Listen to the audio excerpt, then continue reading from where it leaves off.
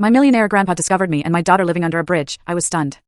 My world exploded that night, not with a bang, but with a whisper of betrayal that echoed through every fiber of my being. My own parents, the people who were supposed to love me unconditionally, threw me and my infant daughter onto the streets, leaving us homeless and penniless. But just when I thought rock bottom was my new reality, shivering under a bridge, a shadowy figure appeared, making a shocking claim that completely rewrote my past and promised a future I never dared to dream of. My name is Ronald Hull, I'm 31, and not long ago, I was just a factory worker in a small Indiana town. Life was never easy, but it was mine.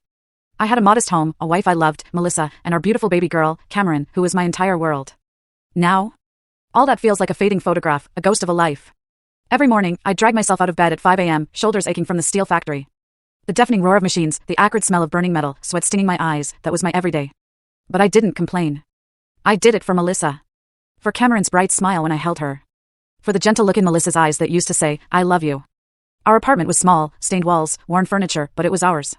My wages covered rent, Cameron's milk, and kept the lights on. Melissa had quit her office job after Cameron was born to stay home, and I didn't mind the financial weight. I thought that's what a man does, provide for his family, no matter how tough. One evening, Melissa asked, Are you okay, Ron?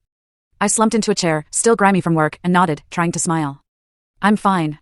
As long as you and Cameron are happy, I can handle anything. But I missed it then, or maybe I chose to.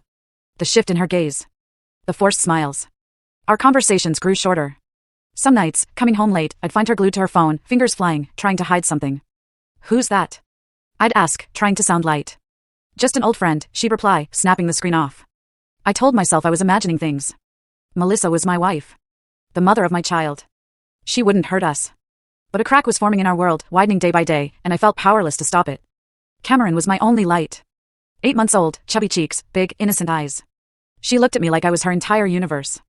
Holding her, all my exhaustion, the piling bills, Melissa's distant gaze, it all melted away. You're my treasure, I'd whisper, as she grabbed my finger and giggle. Then, the doubt turned into a storm.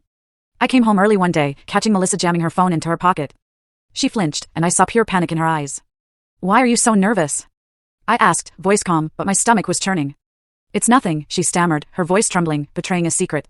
My instinct screamed. And that storm? It hit with brutal force, sweeping away everything I once called family. It was a Saturday. My day off. Melissa said she was meeting a friend for coffee, but her eyes wouldn't meet mine. I watched her leave, Cameron in my arms, and a cold knot tightened in my gut. That night, Melissa came home late. I caught the scent of an unfamiliar perfume. And then watched the full story link is attached below.